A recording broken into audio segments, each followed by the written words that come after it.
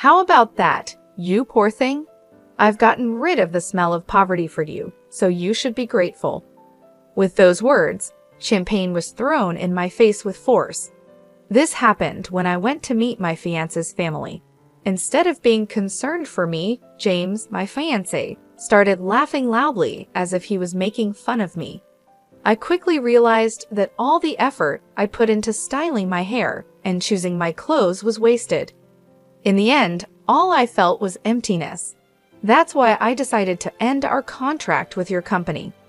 When they heard my decision, Lauren, James's mother, who threw the champagne, and James himself were both shocked. They didn't seem to understand what was happening. Suddenly, James's father, President Walker, appeared. "Mr. Walker, you mentioned before that you plan to retire soon and pass your responsibilities to your son.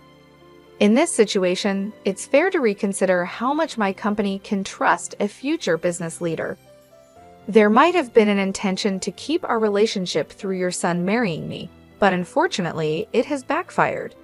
After explaining everything, I quietly left. Lauren, who overheard my conversation with President Walker, was too upset to say anything. But this isn't the end. They will have to face the consequences of their actions. My name is Mariah Carey. I'm 50 years old and have never been married. I've always focused on my work and enjoyed my alone time. With hobbies like reading and watching movies, I've had fulfilling days. Because of this, I never developed an interest in marriage as I got older. But that spring in March, when the flowers were blooming, I received an unexpected marriage proposal. The person who introduced me was Kyle Walker, with whom I had a business relationship. "Miss Carey, I'd like to introduce you to someone. What do you think?" he said. Although I was hesitant at first, I decided to meet the person after being strongly encouraged. That person was James, who was the same age as me and the son of President Walker. He's the youngest son with several older sisters. He's come close to marriage a few times before, but has remained single. I had one request before our first meeting, but James was a polite and kind person, and I immediately liked him. I started thinking that maybe marrying him wouldn't be such a bad idea, so I suggested that we start dating. Both President Walker and James were happy with this idea, and everything seemed to be going well. But I never imagined that this decision would lead to an unexpected situation later on. 2 weeks into our relationship, during our third date, James smiled and said, "We're already like a couple, aren't we?" Unlike before, James was wearing a casual jacket and looked relaxed and youthful. I had also switched from dressing up to wearing casual pants. Even though we were both older, our feelings at that moment felt as fresh as those of young people. However, as the date went on, I started noticing something strange about James's behavior. He often made comments that felt a bit insulting. For example, he took me to a slightly upscale restaurant and proudly said, "You don't usually get to come to a place like this, right? This must be special for you." I could only respond with a vague smile. In reality, this restaurant was one of my favorites, and I had just visited it with a friend 6 days ago. But I didn't want to embarrass him, so I didn't tell him the truth. A waiter I knew noticed my signal and played along, pretending not to recognize me. While we were sitting, I noticed the watch on James's wrist. It wasn't the best watch out there, but it was nice. I complimented him, saying, "That's a different watch from before. The color is lovely, and it suits you." Embarrassed, James took off the watch to show it to me, thinking I was really interested. Since I wasn't that interested in men's watches, I just looked at it briefly and gave it back. But he seemed to insist on giving it to me again, saying, "Feel free to take a closer look. It's not every day you see something this fancy, right? Don't be shy." My reaction wasn't just out of politeness, I simply wasn't that interested in the watch. Though I agreed to take a closer look when he insisted, I felt a bit confused. To me, a watch is just an accessory, and I think checking the time on a smartphone is enough. I had mentioned his watch casually, just like I might compliment a friend's new decorative item. Many of the older people I work with wear similar watches, so I actually see them quite often. Thank you for showing it to me, I said. It's nice to have something you like. James then slightly pouted and subtly started looking at my belongings. What caught his attention was a bag that I'm really fond of. This bag was specially made for me at a workshop I love, reflecting the craftsman's skill and my personal taste. It's very practical and a bit expensive, but to James it seemed cheap. He asked, "Don't you have a proper bag? I think you should have something more prestigious." The bag was custom-made at a German workshop and doesn't have a brand logo. In fact, the craftsman's logo is hidden at the bottom of the bag because I prefer simple designs. It's hard for someone who doesn't know much about women's bags to guess its value just by looking at it. But I couldn't help feeling puzzled by his constant superior attitude. Sometimes I brush it off, thinking he's just a sheltered person who doesn't know much about the world, but the uncomfortable feeling doesn't easily go away. At one point, I thought about reconsidering the idea of marriage, but since we had only met 2 times, it seemed too soon to decide on breaking up. So I decided to wait and see how things would go. Since then, we've continued dating. James does show some immaturity at times, but he's basically an honest person. He no longer acts in that unnatural way he did before. No one is perfect from the start. If you have patience and gradually find harmony, love will eventually grow. I heard an older female celebrity say this on a show I watched, and I found some truth in her words. The following week, we went to a famous hotel buffet for our 5th date. Strangely, James piled 4 or 6 servings of food onto his plate.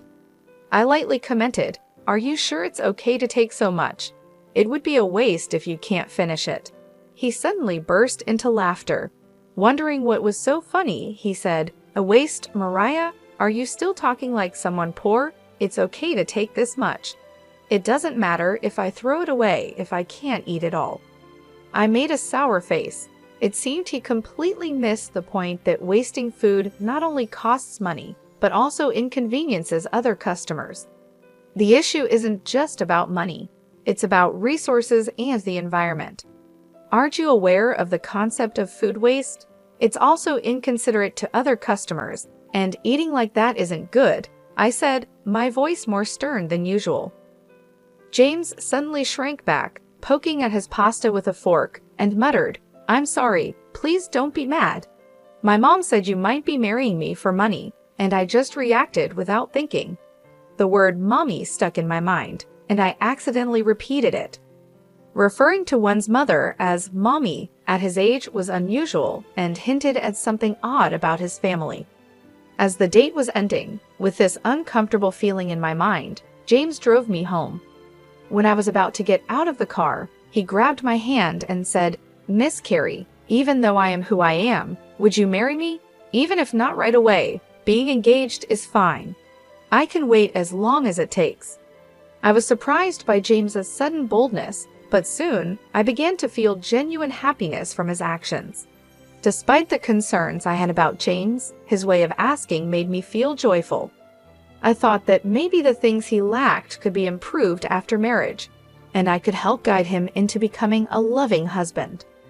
5 months had passed since we first met, and I felt it was the right time to move forward. Let's grow together by supporting each other. We both have flaws and differences, so let's talk a lot and work them out, I said with teary eyes, moved by emotion. However, the moment I agreed to the proposal, James showed troubling behavior again. He said with a smile, "Let's start preparing for married life. First, you should quit your job, take care of the home, and learn housework from my mom." My joy vanished, replaced by rising anger. I responded more strongly than usual. "Don't be so presumptuous. If that's your attitude, then marriage is out of the question. Goodbye." James was silent, stunned. In that moment, I got out of the car and went straight into my house. Even though I decided to distance myself, I reluctantly agreed to meet James after he sent me a message over the weekend, insisting on seeing me. The weekend came quickly, and when the day arrived, James was already waiting at our meeting spot. As I approached, James stood up quickly and apologized deeply. "I'm really sorry about last time. My friends told me to be firm, and I took it too seriously. They even scolded me for thinking it was okay to act like that," James said, his energy low, which started to melt away my anger. Not long ago, I felt like getting upset with him, but I eventually made peace with it. It's a bit disappointing, but James is dear to me. He's very straightforward, and sometimes it's hard for him to tell the difference between a joke and something serious. He's easily influenced and a bit indecisive, but I reminded myself that no one is perfect from the start. Make sure you keep this in mind. "We're getting engaged, after all," I said with a small smile. Hearing this, James looked up suddenly and brightened right away. After a month of a somewhat turbulent engagement period, it was finally time to meet each other's families and announce our marriage. The first visit was to James's family home. Although I had known President Walker for a long time, it was strictly professional, and this was my first time visiting his home, which made me nervous. James was his usual gentle and lovely self, but he seemed a bit off that morning. I thought maybe he was just nervous, but that wasn't the case. About my mom," he started, and I braced myself, thinking about the usual worries between a daughter-in-law and mother-in-law. But I trusted his mother, known to be a hardworking woman and the kind-hearted wife of President Walker. I hoped that if I spoke sincerely, she would understand me, but I was wrong. The moment I stepped into the room to greet them, liquid splashed onto my face. My eyes started to sting badly, and a strong irritation hit my nose, making me cough violently. I immediately panicked. "How about that, you poor thing? I got rid of the poor smell for you, so be thankful," I heard a mocking voice say. I was shocked by the bitter taste, smell, and heat. I realized the liquid in my mouth was champagne, but I couldn't understand why I was being treated like this. "Lauren, what are you doing?" President Walker exclaimed in shock. The situation became clear. James's mother, Lauren, who was supposed to be my future mother-in-law, had thrown champagne in my face. It seemed the mocking voice was also Lauren's. I remembered how James had looked down on me as poor before and realized that this attitude might have come from Lauren. "What's the matter, Mariah? You're all wet. Funny, isn't it? Go, Mommy, that's just like you." James laughed loudly. At that moment, I realized that everything I had done up to this point was for nothing. I felt nothing but emptiness in my heart. "I will therefore terminate our contract with your company," I said. "What?" James and Lauren both exclaimed in surprise. They quickly looked at each other and seemed to whisper about something, maybe our business dealings or something else.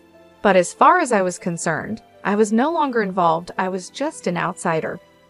I could only guess what they were discussing at that moment.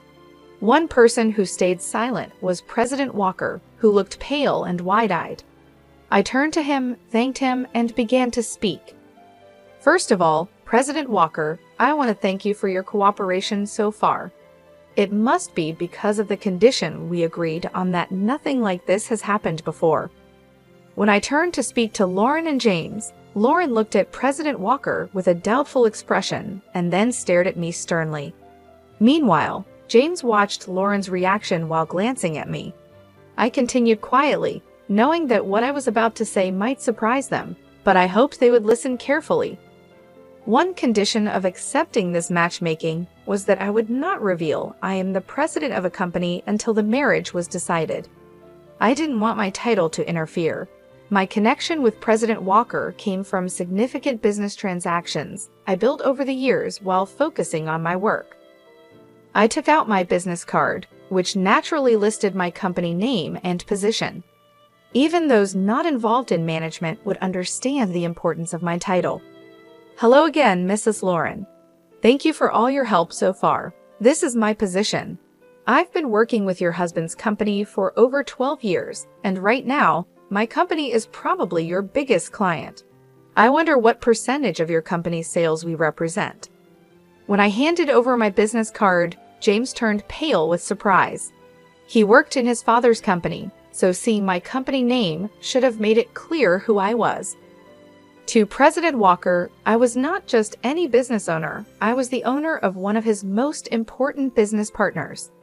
That's why I wanted my profession hidden at first, to truly see James's character when choosing a lifelong partner. I wanted to see the real person, not just a superficial act. I couldn't risk a fake attitude because it could affect the future of a parent's company. So I was introduced as just someone who met James through work. I even wore fake glasses and changed my makeup and hairstyle for our dates. Looking back, the disguise was just a temporary amusement and, in the end, a waste of time. I'm sorry, President Walker, but I have to decline this proposal. This isn't just about marriage. We also need to pause our transactions to reassess the situation, I said, then sat down to face President Walker. Afterward, I calmly explained the situation. President Walker turned even paler when he heard my words and stuttered. The transactions are affected? That can't be right. But his reaction seemed forced. I shook my head firmly, showing that my decision was final. But I wanted him to understand that my decision was not based on a fleeting emotion. I continued speaking calmly. President Walker, you mentioned before that you plan to retire soon and hand over your responsibilities to your son. In this situation, it's important to reconsider how reliable a future business partner can be. It seems there was an intention to keep our business relationship strong by having your son marry me. But unfortunately, that plan has backfired. Right after graduating from university, I started my own company with some friends. Over 22 years have passed since then, and I've been leading the business as its president the entire time. As I've mentioned several times, I've built a strong relationship with President Walker's company for more than a decade. My company, managed with a female perspective, has been recognized for its unique approach and has grown significantly recently. As a result, our business with President Walker's company has also increased. However, there have been internal discussions lately about whether we should switch to new business partners. Amidst this situation, the sudden proposal of an arranged marriage came up. Considering the timing, President Walker might have sensed some changes happening in our company. This wasn't exactly a secret. After realizing who I was, Lauren and James were clearly disturbed. I decided to explain further. In fact, we were reviewing whether to continue our business with your company. I've heard that your company is currently facing some management difficulties. Are you aware of that? Since contracts with other partners are ending, this information is crucial. Lauren, shocked, asked, "What does that mean?" while frantically shaking President Walker's arm. President Walker wiped his sweat. Looking anxious, it seemed that the company's issues hadn't been discussed within the family.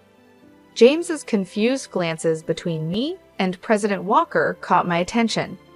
Despite being an insider, James seemed unaware of his own company's current situation. While thinking about this puzzling situation, I continued, "Given this, President Walker strongly suggested that I meet with you, James, leading us to this point. Perhaps you considered this marriage proposal to stabilize your company. It seems you wanted to maintain our business relationship at all costs." Lauren was visibly shaken, her hands trembling, and her lips quivering as she listened. I explained that President Walker's company is indeed struggling with management issues. Lauren may have looked down on me earlier, but her company is dealing with much bigger problems. Once known for quality and speed, President Walker's products have been overtaken by competitors' technology and no longer stand out. Additionally, the development and manufacturing processes are inefficient, cost reduction efforts have failed, and the products have become too expensive. Moreover, the company places too much pressure on employees by modern labor standards, leading to shorter delivery times and further damaging the company's reputation. Working with a low-rated company like this can harm the reputation of its business partners as well. Even a company with a long history can struggle when it has outdated structures and a high turnover rate among young employees. As a result, President Walker's company's market share has been decreasing, and its performance continues to decline. In this situation, it was natural for us to look into working with other, more stable companies. Lauren, outraged, shouted, "How dare you threaten to cut off business based on personal feelings? What a despicable act! Are you blackmailing us? This is the worst. Don't think such behavior is acceptable." She seemed to forget that her actions were the cause of this situation. I was surprised by her accusations and the fact that she hadn't even apologized. Before I could say anything, President Walker shouted angrily, "Silence! This is all your fault." I held back what I was about to say. Indeed, President Walker, not me, was likely the most affected by this situation. The unexpected fallout from his wife's inappropriate behavior was probably a shock to him, especially since he had hoped for stability. This all happened because President Walker tried to stick to our agreement, but in reality, keeping it a secret from James alone would have been enough. He should have informed his wife beforehand. As a result, I'm relieved that I didn't have to welcome such a problematic person as my mother-in-law. James' appearance was pitiful. He was pale and trembling, holding tightly onto Lauren's hand. It was sad to see a 50-year-old man still needing his mother's hand. Seeing him like this, I couldn't help but give him a cold look. It's impossible that someone carrying such a cheap-looking bag could be a president, James accused me harshly. And you complained about food waste and acted like you were poor. You're lying about being my father's business partner. How disgraceful! He seemed to be trying to blame me, but he was clearly mistaken. I'm not interested in branded goods. I prefer high-quality leather products made locally. Also, my criticism of wasting a large amount of food wasn't because I'm poor, but simply because it's inappropriate behavior. There's nothing fake about that. As for this bag, it's custom-made from a workshop I visit often. Anyone who knows about leather would recognize its quality immediately, but it seems none of you care about that. This bag is actually priced higher than many commercial brands. When I explained this, Lauren suddenly stared at my shoes and bag with surprise, then quickly looked away, clearly embarrassed. It's obvious that only those who know about quality would understand. I continued, moreover, ordering a lot of food and not finishing it is not only wasteful, but also disrespectful to the restaurant. It's unreasonable and inappropriate behavior. And yes, it's true that I'm your father's business partner. What would it mean if the presidents of companies doing business together didn't know each other? James seemed unhappy and unconvinced by what I said. President Walker frowned at his son's behavior when we confirmed that we knew each other. James looked down without saying a word, clinging to Lauren in a way that seemed very childish for his age. Seeing his immaturity, I couldn't help but feel disappointed. If your company loses our business, we'll be on the brink of bankruptcy. Please forgive us. President Walker began to apologize profusely. His clear statement seemed to finally make Lauren understand the seriousness of the situation. Realizing the impact of his actions, James turned pale and started trembling, saying, "Mommy," with tears in his eyes, clinging to Lauren. But Lauren couldn't respond. Watching this scene, I let out a deep sigh of relief. I deeply regretted ever thinking about sharing my life with someone like James. I had thought that because he was honest, I could help him improve and make things better, but now that seems like a naive thought. I'm so sorry. President Walker kept apologizing over and over, without actually offering any solutions or ways to address the situation. This could easily lead to us cutting ties on an emotional level. Therefore, I had to make specific comments about the engagement. Let's talk about our engagement. I cannot consider marrying someone whose mother behaves so rudely. Moreover, he didn't even try to stop his mother, and instead laughed along with her.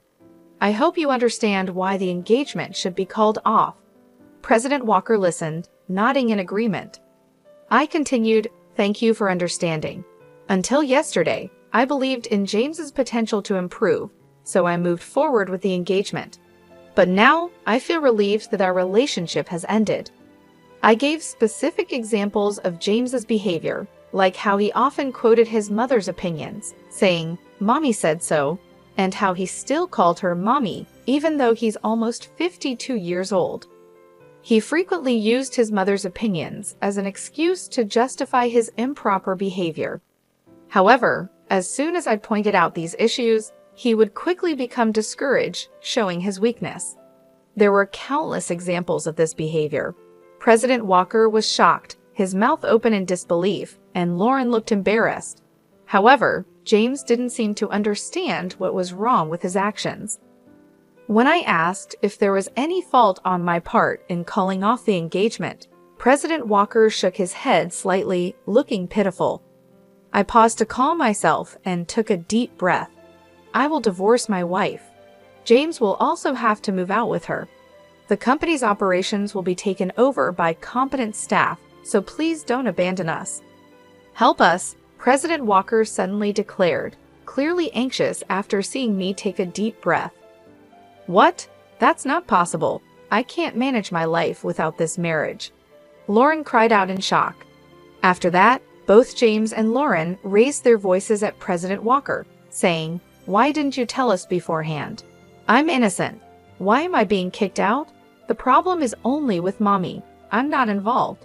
Their protests filled the room, and I finally let out a real sigh, fed up with everything. "Well, as you wish. Thank you for your time. I will take my leave now," I said to President Walker and quickly left. I needed to go home and take my high-quality clothes to the dry cleaners right away. Otherwise, the champagne stains would set and ruin them. James stopped protesting and wept, seemingly accepting the situation. Lauren tried to argue, but President Walker silenced her with a stern reprimand. However, she still seemed to grit her teeth in dissatisfaction, looking more determined than her son. 6 months after the unpleasant incident with the Walker family, as predicted, President Walker resigned from his position. It wasn't just a retirement. It was a resignation, taking responsibility for the company's poor performance. The main reason for the decline was the termination of the contract with my company. A former employee who took over as the new president conducted a full review of the operations. Moving away from family management was well received, and external evaluations of the company improved. He took the initiative to develop new products, and the results were starting to show. At this pace, resuming the paused business transactions might happen soon. In the meantime, President Walker and Lauren officially divorced. As expected, James moved out with Lauren, and they started a new life together. However, rumors say they have daily conflicts. It seems that their close relationship was mostly based on financial comfort. After being forced out of his father's company, James quickly became unemployed. Unable to handle James's financial dependence, Lauren left him in President Walker's care and disappeared. I've heard she now lives alone in an old, low-rent apartment, mourning her situation. Lauren once bragged about her lavish lifestyle, but her behavior pushed many people away. Now, she has no helpers or friends and has become a lonely figure. About a year after President Walker's retirement, I had a chance encounter with him when I visited his former company. I ran into him unexpectedly. "I am very sorry for the great inconvenience I caused before," he said. He had generously given half of his property to Lauren, but her financial troubles were mostly due to James's demands and Lauren's continued extravagant spending. Unfortunately, this is personal responsibility, and it's hard to feel sympathy. President Walker had planned to keep James at a distance, but he was shocked to learn that his nearly 52-year-old son didn't even know how to boil water. Eventually, they ended up living together. Now, he is firmly teaching James, making various decisions around the house. James had completely relied on Lauren, and President Walker admitted, "I feel that I didn't properly take care of my son and wife until now. This is the misfortune I created for myself." Although it's late, I am deeply reflecting on my mistakes. I think I also did some wrong things to Lauren. Fortunately, the company didn't go bankrupt, and I am relieved. Now retired and staying at home, President Walker is seriously engaging with James for the first time. James, facing new challenges like household chores and part-time jobs, often cries despite his age. I can only hope that he becomes a better person, but I have no desire to have any more dealings with him ever again. 5 years have passed since then, and my company is doing very well. My performance has improved compared to before, and the stock price has also risen. As for my personal life, I am no longer considering marriage. I have already informed my parents. When I got engaged, I explained everything to my parents, and when the engagement ended, I shared the details with them again. They supported my decision to stay single, rather than being involved with someone like that. As a result, my parents are now even stronger supporters of my focus on work. I stay busy every day and have taken up new hobbies to make my life more fulfilling. Although I used to prefer indoor activities, I recently decided to start exercising at the gym. I can even see my muscles starting to form, and my subordinates look at me with admiration, which feels a bit strange. I've always believed that happiness is something you create for yourself. I look for happiness that I build on my own, not just the kind that comes from being with someone else.